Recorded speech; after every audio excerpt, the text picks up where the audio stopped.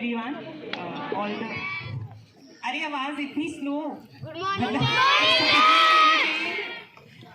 That's like people from Mallikarjun, you know. हमारी आवाज सबसे ज़्यादा ऊंची होनी चाहिए because we have had a moment to celebrate, not today but in general, क्योंकि इतना अच्छा काम स्कूल कर रहा है. So once again, good morning everyone. Good morning. Yes. So all the dignitaries that are present on the other side of the stage, my good morning to everybody here.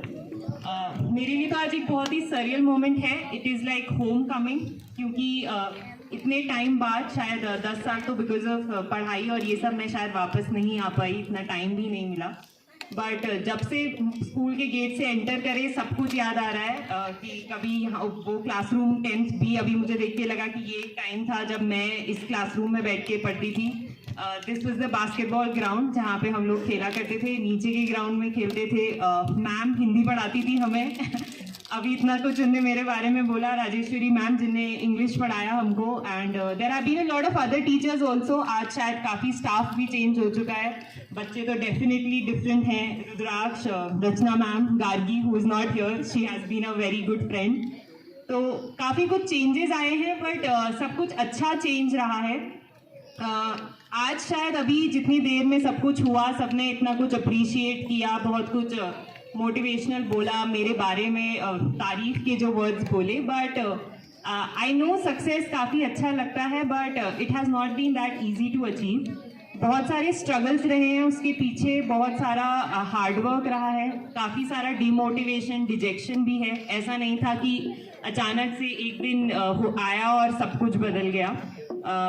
सिर्फ civil services के exam की बात करूँ तो उसकी ही preparation में मुझे 3 attempt लग गए थे. फर्स्ट 2 अटेम्प्ट्स में तो एक मैसिव फेलियर था.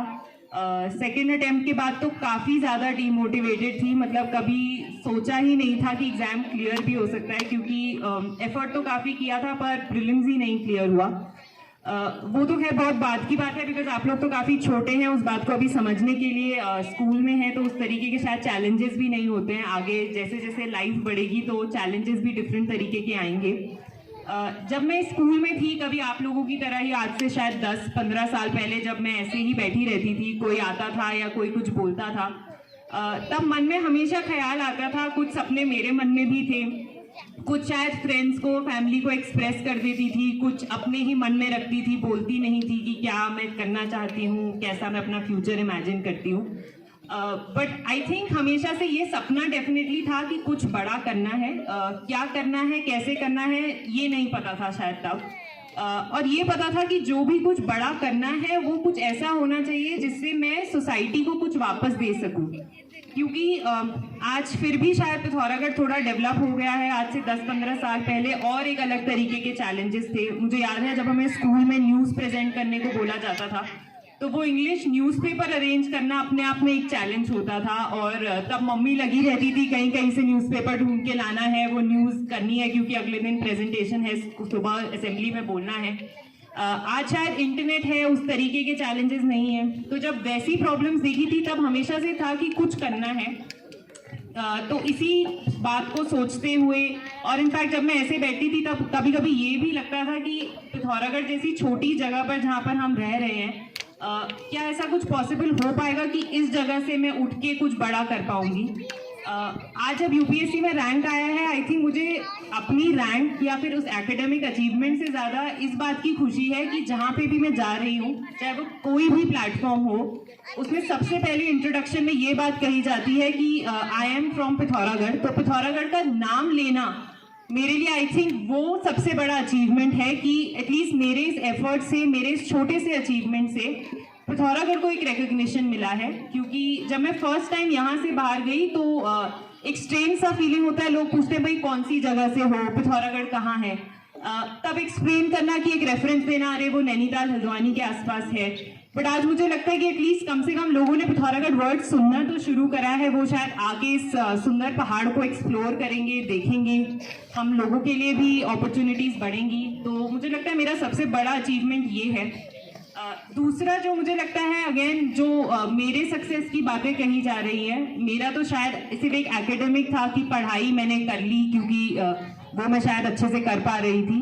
बट वो इसीलिए पॉसिबल था क्योंकि मेरे पेरेंट्स ने बहुत ज़्यादा सपोर्ट किया है, not only in civil services exam but in general. बचपन से लेके आज तक जब भी मैंने कोई चीज़ बोली हो, कहीं पे मैं डिमोटिवेट फील कर रही हूँ, क्योंकि छोटी बड़ी बहुत सारे इंसिडेंटेस होते हैं आपकी लाइफ में जब आपको लगता है कि अब नहीं हो रहा है आगे। आज जब आप एक सक्सेसफुल प्लेटफॉर्म पे हैं तो बहुत सारे लोग मिल जाते हैं सपोर्ट करने के लिए, हर कोई आपको एनकरेज करने को तैयार है। बट जब आप अननोन होते हैं तो उस टाइम पे शायद कुछ लोग, जैसे मम्मी पापा का तो बहुत ज़्यादा सपोर्ट है, आई थिंक मैं वर्ड्स में नहीं डिस्क्राइब कर पाऊंगी उस बात को। मेरे भाई का, रजत का बहुत ज़्यादा सपोर्ट, सिर्फ प्रेपरेशन के लिए नहीं बट इन जनरल मुझे आगे बढ़ाने के लिए। उन्हें लगा कि इसमें टैलेंट है तो इसे प्रमोट करना चाहिए। इन टीचर्स का जो यहाँ पर है, मैम है, रेखा मैम है, राजेश्वरी मैम है, इनफैक्ट कुछ टीचर्स यहाँ पर नहीं हैं। I think Vinod Bhatt sir English पढ़ाते थे, हमें प्रिंसिपल थे, he was one of those. Laxman sir थे, बहुत ज़्यादा सपोर्टिव रहे हैं। मेरा तो मैथ्स काफ़ी वीक था तो मुझे लगता है कि सर का एक बहुत बड़ा कॉन्ट्रीब्यूशन रहा। तो जो नए टीचर्स हैं, आई नो मैं आप लोगों से पर्सनली तो इतना नहीं जानती हूँ बट एक मैसेज डेफिनेटली ये देना चाहती हूँ कि जो भी स्टूडेंट्स हैं आपके आसपास, प्लीज़ उन्हें एनकरेज करें। कई बार होता है कि हम सिर्फ जो क्लास में टॉप कर रहे हैं, फ्रंट में हैं, उन लोगों को सपोर्ट करते हैं, पर बहुत सारे बैक बेंचर्स होते हैं, वो लोग शायद शाय होते हैं, इंट्रोवर्ट होते हैं, उतना अपने आप को नहीं एक्सप्रेस कर पाते, तो उनको भी उतना ही सपोर्ट करें। और ये आई नो पेरेंट्स यहाँ पर नहीं है but teachers can be a good medium. तो आप लोग जब भी पेरेंट्स टीचर मीटिंग होती है तो उनको भी बोलें। एंड आज मुझे देख के बहुत सारे लोगों को लग रहा होगा कि civil services is the only option, इसको देख के शायद कुछ बड़ा किया जा सकता है। ऐसा नहीं है, बहुत सारे अपॉर्चुनिटीज, बहुत सारे ऑप्शंस हैं। आप डांसिंग में अच्छे हैं, आप वो करें, आप सिंगिंग में अच्छे हैं, आप वो करें। हर इंडिविजुअल का अपना एक टैलेंट होता है। मैंने अभी देखा कितने सारे क्रिएटिव ग्रीटिंग्स और कार्ड्स बच्चों ने बनाए हैं, मतलब I think I do not have that talent, मैं शायद वो ना कर पाऊँ। तो हर किसी का अपना एक इंडिविजुअल टैलेंट होता है, एक अपना पोटेंशियल होता है। तो बच्चों को भी यही बोलूँगी कि प्लीज़ अपने पोटेंशियल के हिसाब से किसी के कहने पे कुछ ना करें, जो आपका मन करता है उस बात को एक्सप्रेस करें। चैलेंजेस डेफिनेटली आएंगे, ऐसा मैं कभी नहीं कह रही हूँ कि आप आज बोलेंगे और लोग आपकी बात मान जाएंगे। आई रिमेंबर कि एक रॉबर्ट फ्रॉस्ट की पोएम है, यही स्कूल में ही पढ़ी थी, रोड नॉट टेकन नाम से। उसकी लास्ट लाइन थी that the two roads diverged in a wood and I took the one less travelled by, that has made all the difference. तो आई थिंक मेरे लिए भी वो कुछ ऐसा ही काम करा है कि जब MBBS के बाद डिसाइड किया था तो बहुत सारे लोगों ने बोला था कि बहुत टफ एग्जाम है, नहीं हो सकता, इतनी प्रिपरेशन, इतना कुछ मेहनत MBBS में कर लिया तो पोस्ट ग्रेजुएशन कर लो आगे, क्यों टाइम वेस्ट कर रही हो। फ्रेंड्स आगे काफ़ी कुछ अच्छा करने लगे थे, अच्छा सक्सेस भी मिल रहा था। तो उस टाइम पे एक मेरे लिए भी चैलेंज था कि जिस डायरेक्शन में मैं जाना चाहती हूँ क्या वो सही है या नहीं है। तब ऐसा नहीं सोचा था कि इतना रिकॉग्निशन मिलेगा, कोई मेरे बारे में कुछ अच्छा बोलेगा, मुझे इनवाइट करेगा, वो सब कुछ दिमाग में था ही नहीं। बस ये था कि अपने लिए ये डिसाइड किया है, इससे कुछ सोसाइटी को हेल्प हो सकती है तो ऐसा कुछ मुझे करना चाहिए। और उस मोटिवेशन के साथ प्रिपरेशन स्टार्ट करी and I think I am grateful. भगवान की ब्लेसिंग्स हैं, सरस्वती माँ का आशीर्वाद है कि आज मैं इस मुकाम तक पहुँच पाई हूँ। एंड स्कूल वापस आना तो मेरे लिए होम कमिंग है, it is like family. I think कहीं और जाने पे तो मुझे शायद कुछ स्पीच प्रिपेयर करना होता कि क्या बोलना है क्या नहीं बोलना है। यहाँ तो सारे अपने ही लोग हैं, सब टीचर्स हैं, स्टूडेंट्स हैं, ये तो मेरी एक एक्सटेंडेड फैमिली है। एक स्टूडेंट्स को मैसेज देना चाहूँगी कि प्लीज़ अपने पेरेंट्स की, अपनी टीचर्स की रिस्पेक्ट करें। हम लोग शायद बचपन में जब वो हमें डांटते हैं या कुछ बोलते हैं तो ऐसा फील होता है कि यार ये हमारी बात नहीं समझ रहे हैं या हमें नहीं समझ पा रहे हैं, बट वो हमेशा आपके लिए कुछ ना कुछ अच्छा ही करना चाहते हैं, अच्छा सोचते हैं। तो उनकी बात को बुरा लगता है, मुझे भी लगता है जब मम्मी डांटती है या पापा कुछ कहते हैं, बट उस बात को हमेशा दिल से ना लगाएं, सोचें उस बारे में कि अगर कोई बात आपसे कही जा रही है तो वो क्यों कह रहे हैं।